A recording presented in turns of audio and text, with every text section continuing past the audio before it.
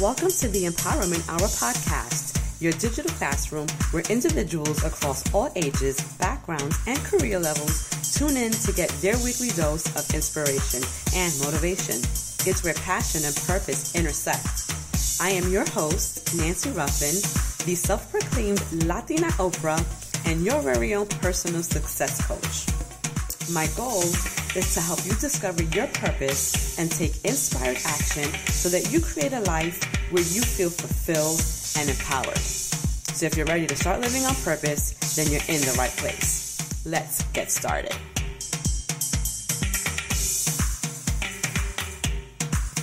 Welcome back to another episode of the Empowerment Hour podcast. I am your host, Nancy Ruffin, and I am so glad that you have decided to tune in for yet another week and rock with me. We are officially 1 week into the fall season, and I could not be happier. I am a fall and spring type of gal. I guess in my older age, I really don't like the heat as much as I used to when I was younger. I am here for the fall weather and the fall fashion. So give me my boots, give me my sweaters, my leathers, all of that good stuff. And hats. I love to wear hats, once the weather starts to get a little bit colder. But in any case, this week, I'm excited because I have a special guest joining me on the podcast. And as with all my guests, I always try to bring individuals on here that are going to share their stories authentically and honestly and really give us some insight on their own journey to success. Right? The whole goal of the podcast is really to inspire and empower and motivate you all to kind of keep pushing past, the obstacles and the struggles and just keep your eyes focused on whatever that goal is. And this week, my guest did not disappoint. She was phenomenal. I thoroughly enjoyed speaking with her. And as you listen to this week's podcast, you will see that it doesn't matter what your dreams are, doesn't matter what industry you're in, doesn't matter what your individual journey looks like. Everyone has struggles. Everyone has obstacles, challenges. We all go through moments in our lives where we feel like we're not enough, where we feel like we don't measure up, where we doubt ourselves, But time and time again, you will see that the ones who succeed and who are successful are the ones who push past all of that negative talk and don't allow that voice that kind of gets in our head, to stop them from going after what they know they are meant to be doing. And this week, my guest is Jessica Castro. She is a professional dancer. She has danced with some of the biggest celebrities in the game. She is also now kind of transitioned, so to speak, into more of a choreographer role, teacher kind of role. So she is really helping to train and teach up and coming dancers, all of the things and skills that she has acquired throughout her 20 plus years in this industry. You don't want to miss this conversation. She dropped so many gems. I encourage you right now, go grab a pen and a pad because she has a bunch of quotables in this interview. Welcome back to another episode of the Empowerment Hour podcast. It's your girl, Nancy Ruffin. And as always, you know that I have to bring you the best of the best when it comes to my interviews. And so tonight is no different. And I'm really excited because tonight I am joined by the sister of a friend of mine. And so by association, she's kind of like my friend. And she's also a professional dancer, Miss Jessica Castro. Welcome to the show, Jessica. Hi, thank you so much for having me. I'm actually really, really excited. I'm just humbled that you even agreed to do my own little podcast. You are such a busy woman. And before we kind of get into our conversation, I really just want to let my listeners know a little bit about who you are, because guys, this woman has a resume that you are going to be super impressed with. First of all, I can't dance to save my life. And so when I look at Jessica and I see the career that she has built for herself, this is a woman who has worked with the likes, and I'm reading off of her bio because I don't want to leave anything out and I don't want to omit anything because it's impressive. So according to her bio, she has been on tour with artists like Foxy Brown. For those of you who grew up in the 90s, like I did, Foxy was big back then. Mariah Carey, J-Lo, hello. Mary J. Blige, who's one of my favorites. She's worked with Will Smith, Beyonce, the Black Eyed Peas, Diddy, Ricky Martin, Shakira, and Janet Jackson. Like, Janet Jackson, she is like, superstar gold. So, Jessica, talk to us about how you got into dance. Oh my gosh, Nancy, you make me sound so amazing. Girl, because you are. You better recognize, you better go look in the mirror and be like, yes, I am badass. So, okay, a little bit about me. I grew up in Hartford, Connecticut. My mom is from Mayagüez, Puerto Rico. My dad is from Callao, Peru. And they met in Hartford. I grew up in Hartford, Connecticut. My journey is very different than a lot of other dancers that start off at the age of like 5 or 6 or 10. I didn't start technically training until I was 19. So for me, my journey was a bit, I wouldn't say harder. It was just challenging. Because people always ask me this question all the time, like, when did you know you wanted to dance? And I didn't know I wanted to dance. I just knew that I could and that I loved it. Right. And growing up, I would dance for my family and I would get the girls from the neighborhood and we would put on little shows for my family or for anybody that would watch us. And then, and I did the talent shows at my middle school and I did the talent shows in my high school, and the talent shows in camp. So things like that, I did. And so at what point did you know then? So you had this gift, clearly, because this was something that at the age of 19, you say you kind of fell into. How did you know, or when did you know that you wanted to be a professional dancer and that you wanted to make a career out of it? When I was 18 going on 19, I moved to New York. And I got accepted into FIT, which is Fashion Institute of Technology. And to tell you the truth, the only reason I chose FIT was because it was in New York and it was affordable to go to. Right, because you're originally from Connecticut, right? Connecticut, yeah. So I moved to New York because I knew that my mom wouldn't just let me move to New York, Right. For no reason. So you know what, Nancy, to be honest, I just knew I needed to be in New York. I honestly didn't think I was going to turn dance into my career. I just knew that every time I came to New York, it felt like home. Right. So when I was studying at FIT, I met, and obviously this is a melting pot and there's so many artists that live in New York. And at the time I was working at Banana Republic. And there I met so many actors, dancers, singers, everybody was in the arts. And so I started asking about where I could go and just take open classes, just like beginner ballet, beginner jazz, beginner hip hop and that sort of thing. And they told me where to go. And so I started taking, these beginner classes, and I became really good friends with a friend of mine. Her name was Lisa Lewis, and we both worked at Banana Republic. And at the time, she was dancing for Dance Theater of Harlem, which is really prestigious ballet company. Mm-hmm.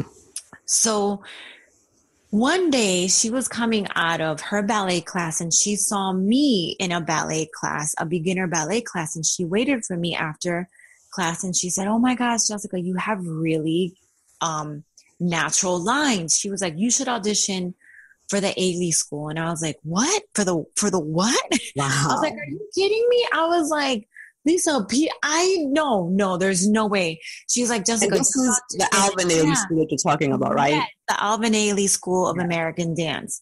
I mean, that's one of the, first of all, I'm not even a dancer, but even I know that if you are a dancer, that's the school you want to go to. So she was like, "Don't worry about it. Just audition for the summer intensive. They'll put you in the level that you need to be in." And so I did. I auditioned for the summer intensive and I did the intensive and I loved it. And that's honestly when I was like, that's when you knew. Yeah, that's when I was like, I think I want to be a dancer.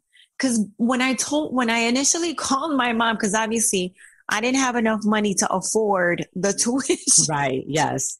So I called my mother and I told her that I wanted to be a dancer and she thought I was nuts. She thought I was crazy because obviously I'm much older. At this point, I'm 19. You know, everybody that's at these schools started to dance when they were like 5 or 6. So at 19, I'm deciding to venture into this career, this artistic, creative world where, you know, it takes years upon years of training to really understand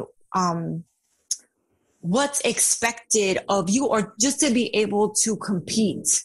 Right. You know, and it's interesting that you talk about your mom, because I think for many Latinos we see when J-Lo initially started and how against it her mom was, right? Mm-hmm. Because I think that historically or traditionally, our parents want us to live quote unquote better lives than they had, right? Mm-hmm. And so if we seek careers in the arts, it's like, well, how are you going to make money doing that? Right. Like, how are you going to support yourself?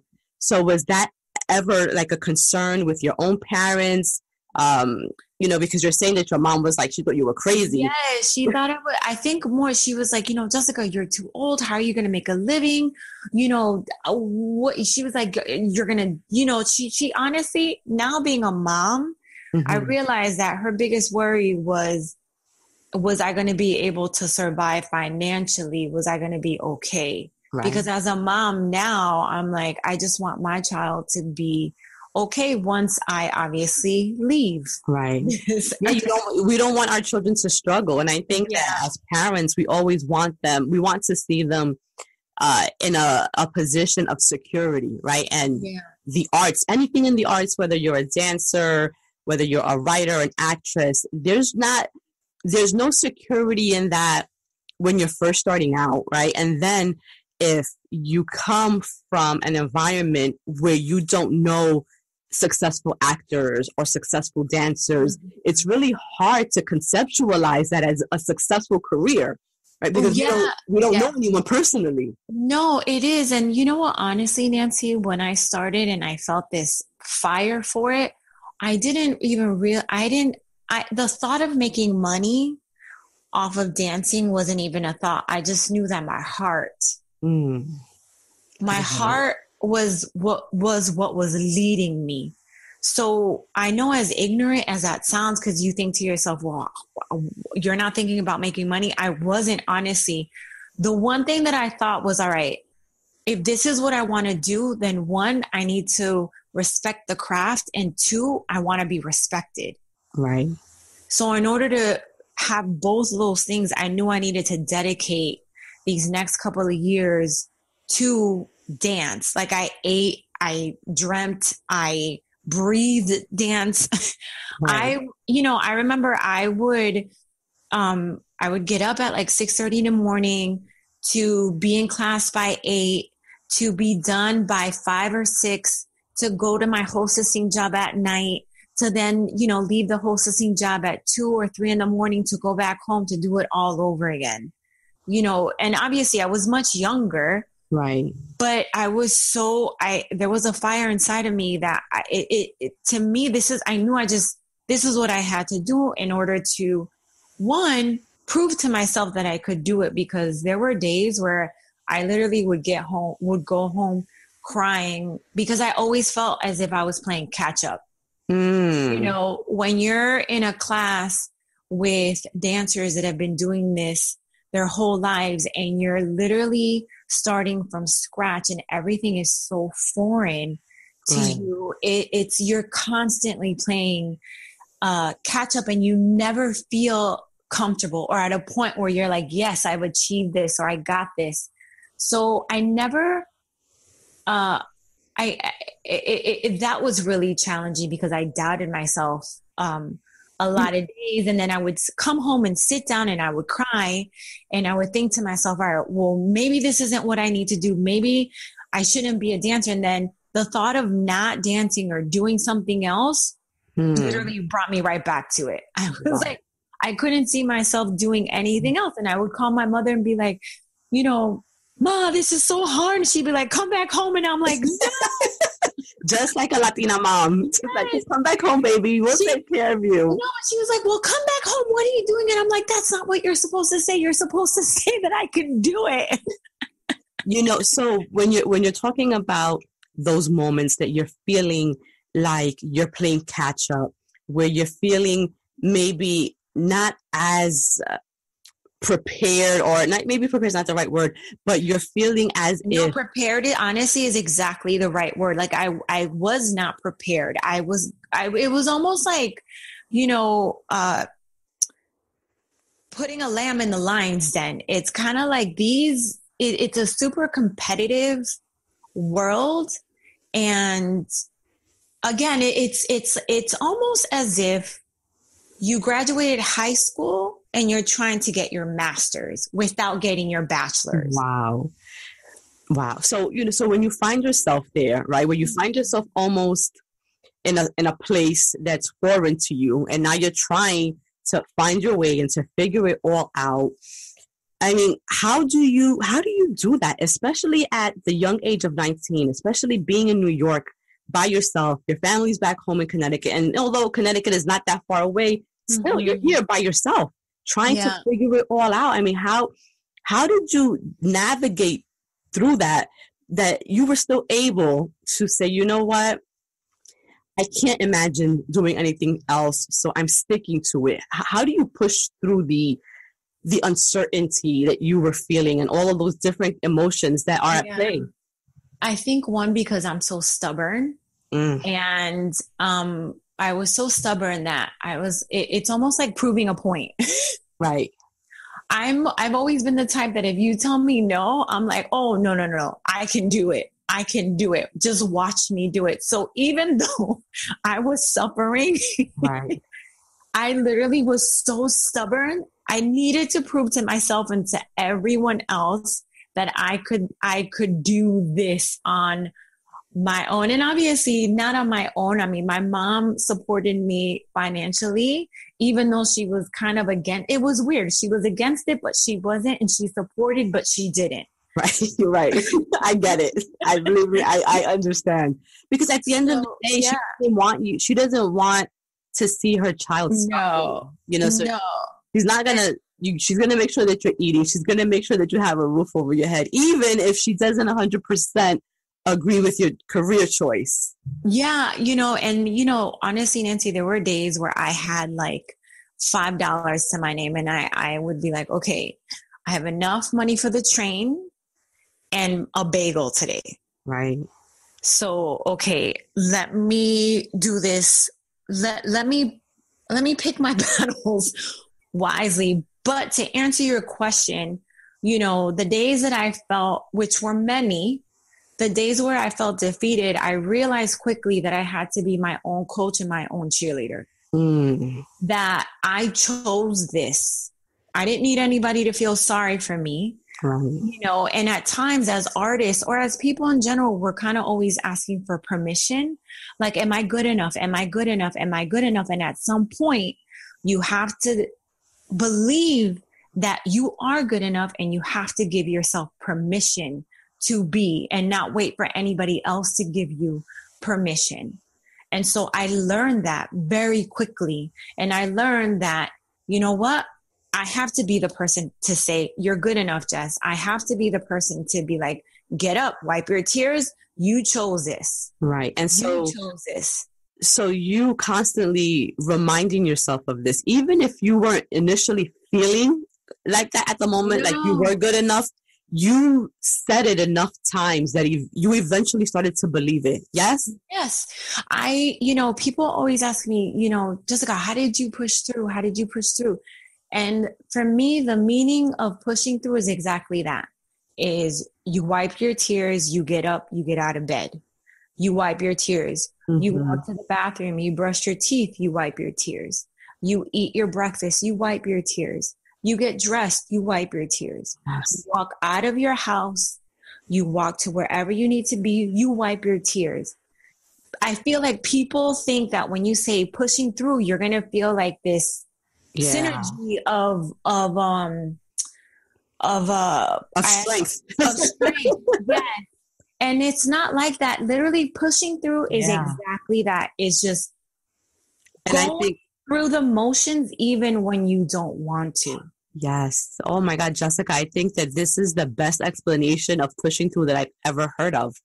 I mean, it's exactly as you described. It's just continuing to do your day-to-day, actions, despite how you might be feeling, despite the tears, despite the anger or frustration or whatever. It's you deciding to continue on, like you said, and wiping those tears.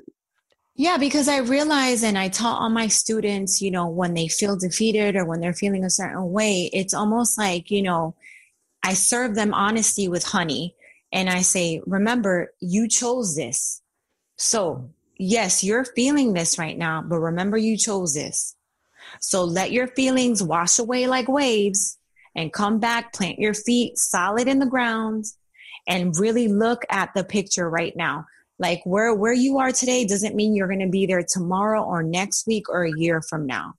Just surrender to the feeling, let it wash over you like a wave. You're still going to be here. Your feet are still going to be planted in the ground. Collect yourself and keep going. Yes. So let's fast forward. So you're already in New York. You're doing the dance. Yes. What was it like when you booked like your first major, I guess, I don't know what you call it, dance job? Yes, gig. You know what's funny for me? People are going to be like, what? But for me, the very first goal I ever had as a dancer was to be part of the New York Knicks City Dancers.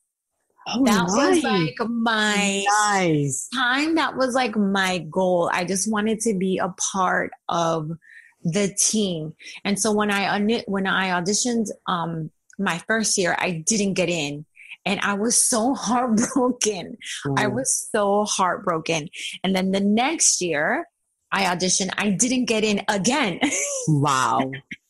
Hey, but you got to keep going. You have to keep pushing. Yes. And then a couple of months later, they called me because they were looking for replacements. And so then I ended up getting on the team and I stayed with the team for about 2 years. And then from there, I booked my first tour was with Foxy Brown. And that was my very first tour. That was like my very first, how would I say, like, introduction to the industry. Right. It was my first introduction. And then after that, I started, because the difference is back then there weren't agents for a commercial dancer like me. So it was very much word of mouth. Like now there are so many agencies for my genre, but back then there weren't. So back then I was dealing with the A&Rs at record labels. I was dealing with management. I was doing my own invoices. It was a community, I should say that. Right. It was a community. So let's say my friend knew about an audition. She would call me and I would call 3 other girls and they would call, and so on and so on and so forth and so on. So it when I started in this industry, it was a good way to start because it helped me build community. And a lot of the women that I started off with, I'm still really good friends with now. But now that I've been with my agency for the last maybe 17 years or so. Wow. It's it's different. But then after Foxy Brown, my first major tour was with Mariah Carey. That's huge. That was huge because I was like, oh, wow. So you're telling me that I get to travel the world and they're paying me to do this? And so once you did that, how was your mom then? Was she like... No, she was like, oh, okay, so you're really making money doing this. She was like, oh, okay. And then it went from like, are you crazy, just to bragging to her friends? Oh, my daughter's on tour with Mariah. Oh, my daughter just did this. Oh, my daughter just did that. Of course, because she's proud. She's proud. Yes. So that was my first time ever leaving the States and going to Europe and Japan and, and Canada and so many other different countries. It was amazing. It was amazing. I couldn't believe that I was actually getting paid to do this. Well, I mean, it just goes to show, and I think that your story is a true testament, because when we first started this conversation, one of the first things that you said was you didn't think about the money. You followed your heart. You wanted to do the thing that you loved. You could not imagine yourself doing anything else. And you gave your whole self to this craft, right? And so when we look at your story, it really embodies everything that I say all the time. Don't chase the money. If you do what you love, when you do what you love, the money will eventually come. Yes. And that's exactly what has happened for you. And you have created this, great career for yourself. And so now you're traveling the world, right? I mean, at some point you end up getting pregnant because you're a mom. Yeah. How did that, I guess, well, I don't want to say interfere because children are a blessing, but I guess how did that affect, your career and the way then that you would have to, move, forward? Well, you know what? Honestly, when I had my daughter, I felt very content with everything thus far that I've done as an artist, which I thank God because, my mom always says, Jessica, she would always say, you need to stop and appreciate the things that you've done. Like, look at what you've accomplished. If you stop dancing today, look back at what you've accomplished. And when I got pregnant with my daughter, it was at a time where I felt very good about who I was, one, as a woman, two, as an artist, and as a human. I had kind of already checked off everything I wanted to do as a dancer, because I started working around 22, 23. Right. Like professionally, like when I say working, like getting paid, know? Right. Yes. Like getting paid. And then, after years of traveling, of being a gypsy, basically going where the work was, which was my life. I toured for about 15, 16 years of my career. And then within that, every time I would come home, I would either do a film or commercials or, live shows or TV or, Yes, because I read that you were like Jessica Alba's dance double in Honey. I have to go back and watch the movie now just so that I can look at her dances and be like, oh, that's Jessica. Honestly, that was one of the highlights of my career. I mean, it's different for everybody. Everybody has different, highlights in their career. But for me, growing up, watching movies like Flashdance and, Beat Street and that sort of thing, I have always wanted to be somebody's dance double. I know that sounds crazy, but I've always wanted to be somebody's dance double, just like in Flashdance. So when I auditioned for the movie Honey, a quick story about that. So my mom at the time, she came into town, right? Mm-hmm. She came into town and I had an audition and I was like, all right. And I said, Ma, do you want to come with me to this audition? And I warned her, I was like, listen, I don't know how long this is going to go. And I don't know how many dancers are going to be there. She was like, yeah, I'll go with you. So she came with me and there were about 800 dancers auditioning for this film. Yeah. There were about 800 dancers auditioning. And at the studio, they had booked about 4 different rooms and they were showing all of us the choreography. So they separated the dancers into groups to kind of speed the process, right? Mm-hmm. So we got there at 10. We sign up. I get my number, and so I learned the choreography. And my mom is in the corner of the room watching the whole day. The process itself lasted for about 8 hours that day. Wow. So this is, going group after group, cut after cut, and now the groups are getting smaller and smaller and smaller and smaller. So we started at 10 in the morning. It's about 5:30 at this point, and there's about 60 of us left. And we're in a room auditioning and basically dancing our lives away. Job. Well, the thing is, wow, how do you keep the energy and the stamina after like over 10 hours of dancing? You know why? Because you got to pay rent. Wow. Oh, well, yes. My gosh. I can't even dance for like 10 minutes straight without like getting fatigada. You have to pay rent. So there is no rest for the weary. Wow. So once they were done, they, like any audition, they're like, thank you so much. We'll get in contact with you. You'll get a phone call from us.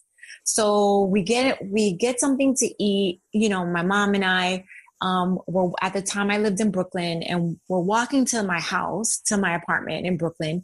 And she looks at me and she says, and this was when I almost like cried. She said, Jessica, I will never ask you or question what you do again. She was like, I didn't realize what you go through. Wow. She was like, I respect she was like, I love you and I respect you. Wow. And I looked at her like, whoa. Because the validation behind that, yes. For years I've been arguing with my mom and, basically trying to get her off my back and trying to get her to trust that I could actually make this happen or make this dream happen. And to have her say what she said literally just blew me away because she was actually able to be in the room. And even though she didn't go through the process, she was able to see what I go through every time I try to book a job. Because unlike we call it 9-to-5ers. Right. People ask me, how does it feel like auditioning? And I say, well, imagine this. Imagine you've been at your job for 12 years and every day you walk into this building, you have to go to your boss's office and he interviews you because what you did the day before isn't valid anymore. Wow. So you have to go through the interview process every day in order to keep your job. Yes. And that's what auditioning feels like, literally, because there's different production companies that you're auditioning for, different choreographers, different directors, people that don't know you, people that know you. So it's a constant fight to prove that you are good enough and that they need you. Wow. Well, how have you dealt with the rejections? At first, it wasn't easy. I'm super sensitive and, you take it personal because the first thing that comes through to your mind is I'm not good enough. I'm not good enough. But they hired so-and-so and she was horrible, but they didn't hire me. I'm not good enough. I'm not pretty enough. I'm not thin enough. I'm not thick enough. My hair isn't long enough. I'm not tall enough. I'm not short enough.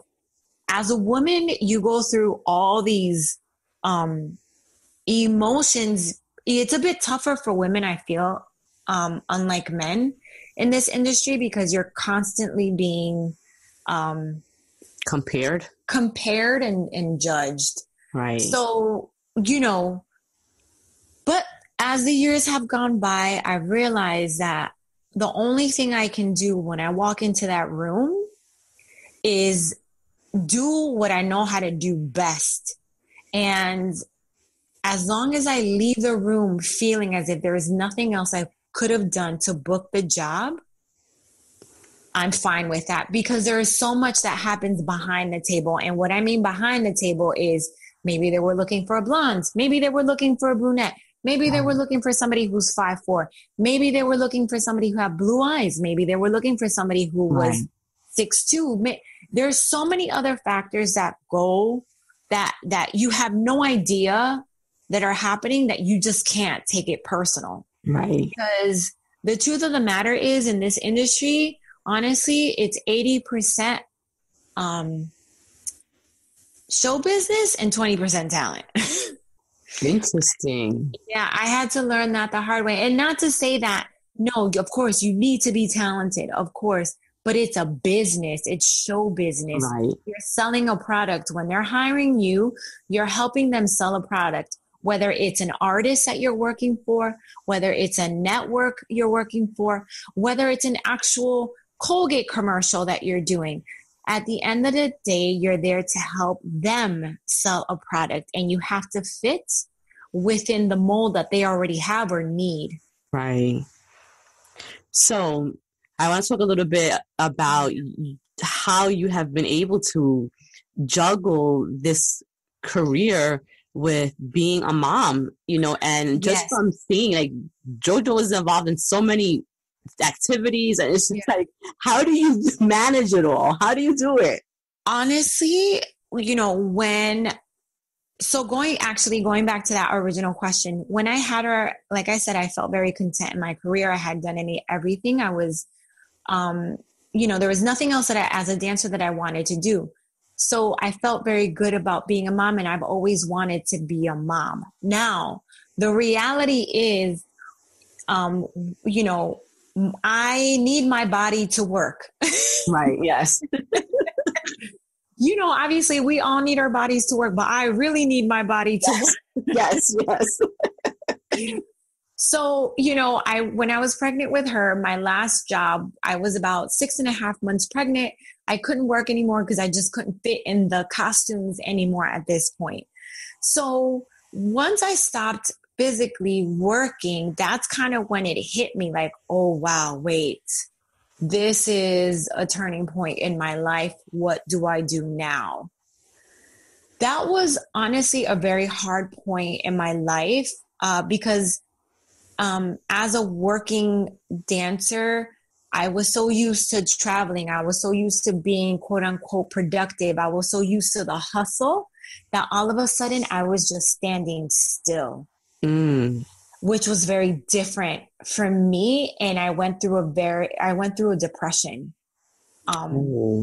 Yeah, I went through a depression because it didn't feel like me. Right. It didn't feel like me. And, in this day and age where it's like we live in America, we're workhorses. Right. We work for every dollar that we make. Yes. Work. And here I am not working. So it took me a while to get adjusted. And even after I had her, I went through postpartum, which was really hard. Yeah. Because again, I wasn't sure kind of, where I stood. And again, the questions arise like, do I stay home with her? Do I start working? But I'm nursing her, but I need to work, but I'm nursing her. Right. Who do I get to stay with her? I don't trust anybody. So it was this roller coaster of emotions. And on top of that, I'm fighting this depression. So the very first year, honestly, to tell you, Nancy, was like a blur. It was so hard. Thank God I had my mom, my sister, and the sitter, and really amazing friends. I started slowly working.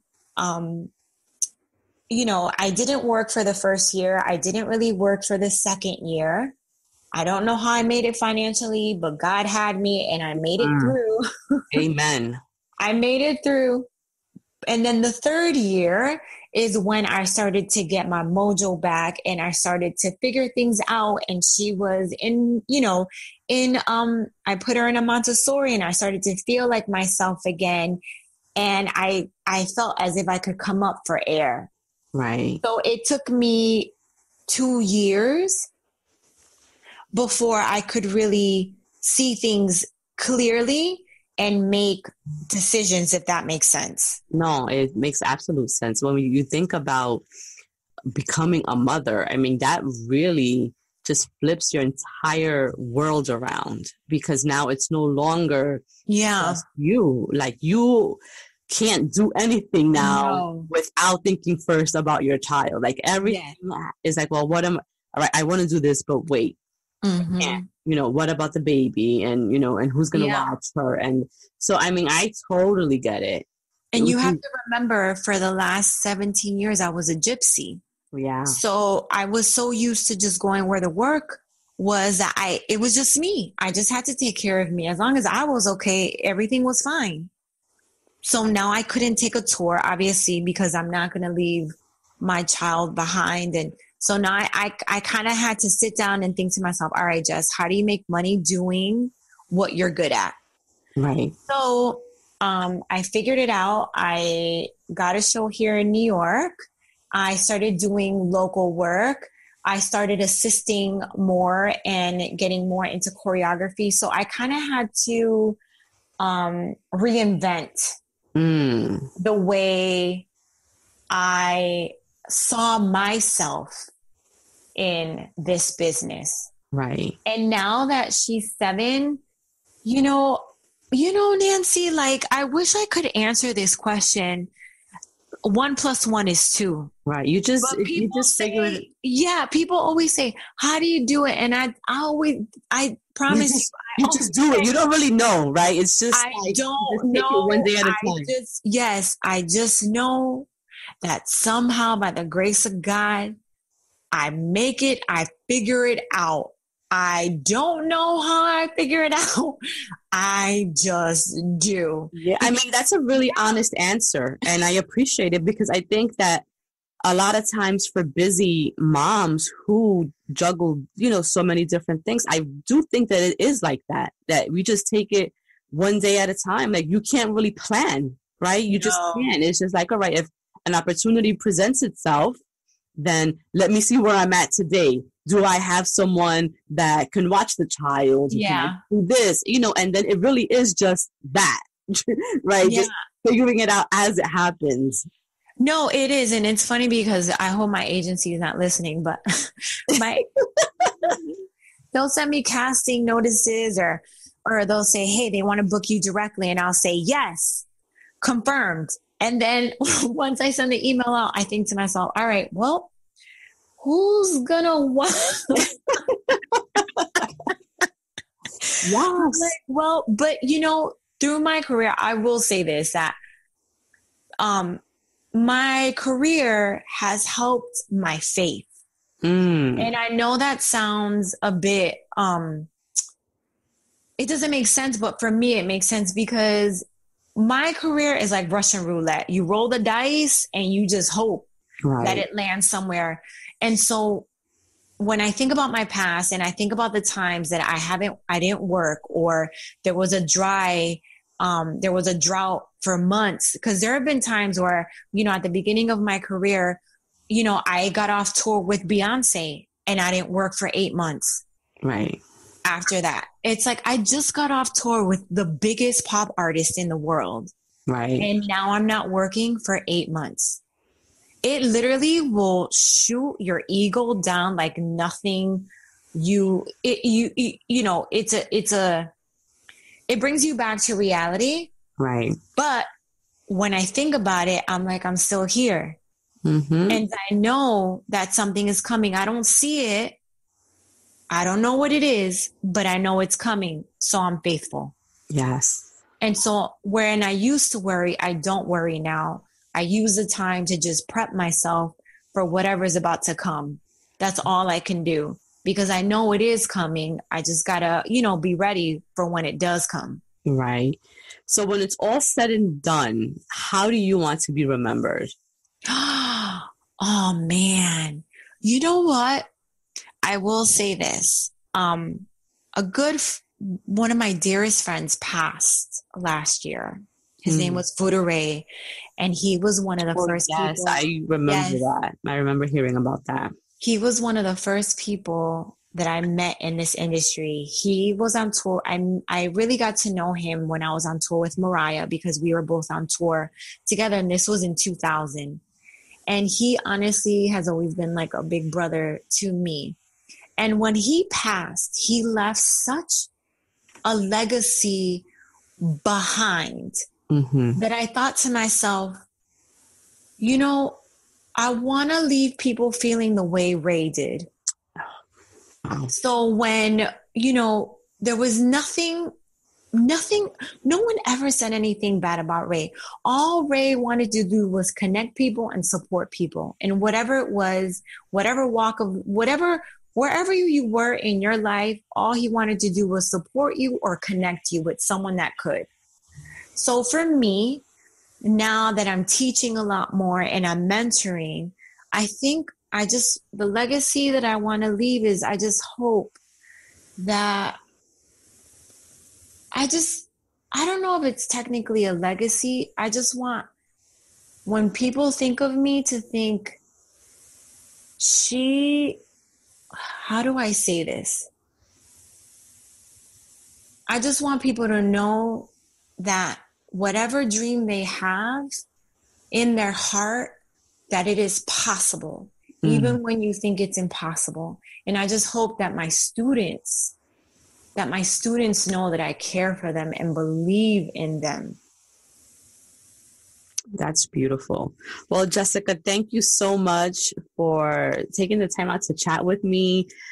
Your story is super inspiring. Even for myself, just listening to everything that you have said just reaffirms a lot of my own beliefs. And I just, thank you. I wish you continued success on your journey. And I hope to have you back on, again. Yeah. This was fun. This was fun. So until next time, be well and chat with you soon. Thanks, Nancy. Okay, bye-bye. Bye. So that wraps this week's episode with special guest Jessica Castro. As I do every week, just want to remind you to love yourselves, love each other, and go out there and crush those goals.